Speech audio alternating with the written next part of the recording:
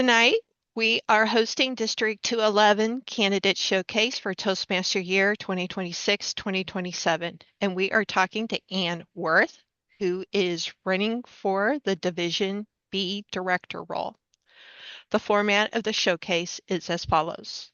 Once the session begins, it will run for a total of 7 minutes. During that time, questions will be asked and then repeated to ensure the candidate understood the question. When the candidate has completed answering the question, please ask for the next question. The candidate may choose to end the question portion of the session and share that would like to end with a closing statement. Once the 7-minute mark is reached, I will politely interrupt you and let you know that the time is done. All right, with that, I'm going to move us to speaker mode. And here's the first question. Oops, almost forgot the timer. Here we go. How can we encourage members to speak up to address concerns about club and district leadership? How can we encourage members to speak up to address concerns about club and district leadership? I think I love this question because I think that when I think back about my own early experiences as a member, as a Toastmasters member, I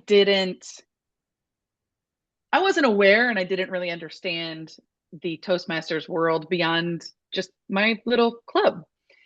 I think having Toastmasters club leadership obviously present with the club and welcoming feedback and encouraging and inviting feedback is a critical element of encouraging members to speak up and share concerns and feedback.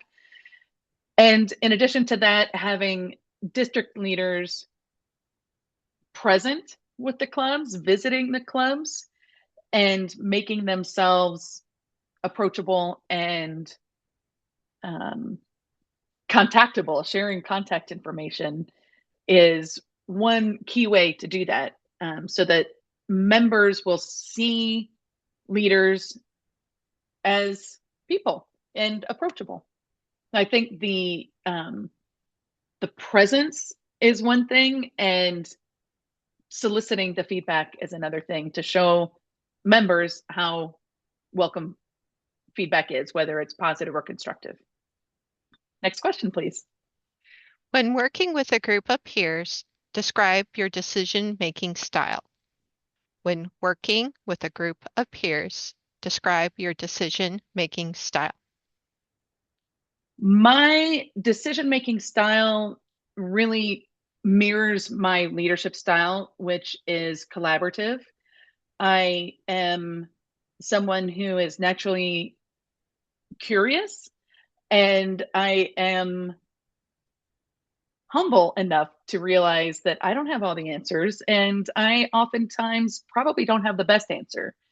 So when I'm working with anyone, but in the context of this question, working with a group of peers, the way my decision-making style works would be to lean into the curiosity, ask questions to get other people's feedback, and the collaborative approach to try to reach decision by consensus if possible. And that way, ideally, everyone in the group can be on board with the decision that's made. Great. Ready for the next question. Where do you see yourself in Toastmasters in 5 years?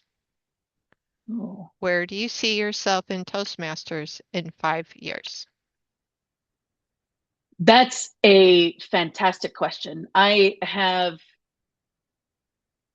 thought about what my goals are beyond this role as division director, and have contemplated seeking a role within the trio. What I honestly really am more focused on is the job at hand and doing a good job and showing my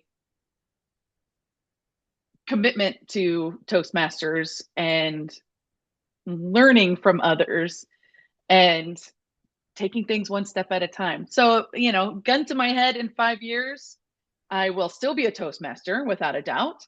And I will still be involved in the district, but in what role within the district, that's something I wouldn't want to predict right now. All right. What will you do differently than past leaders? What will you do Oh, differently than past leaders? what would I do differently than past leaders? I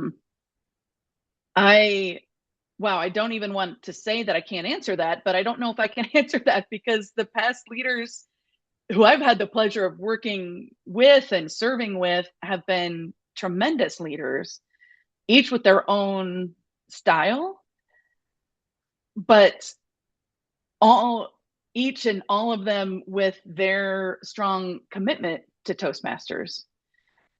So I gosh, I don't I can't look at any leader and say that I think I would do things drastically different than what they did, because the leaders I've had the pleasure of working with and knowing and interacting with have just been fantastic leaders. All right. And with that, I would like to move to my closing statement, please. Okay. Okay, thank you. I joined Toastmasters 12 years ago to improve my communication skills. I had a manager at the time who observed that I used a lot of ums and ahs when I spoke, and he suggested I check out Toastmasters. I checked out Toastmasters and have been a big fan ever since. As I worked on my filler words, my goals evolved, and I found it very rewarding to have opportunities to help others develop themselves as communicators and leaders while I develop my own communication and leadership skills. I wholeheartedly believe in the Toastmasters mission of empowering individuals to become more effective communicators and leaders. It's a great environment to meet people where they are and help them grow from there. If I am selected as division director, I will be honored to continue to serve the mission in that role.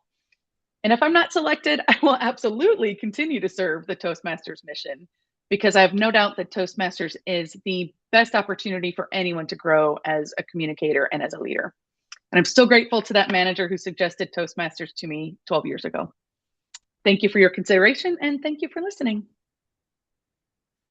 Thank you.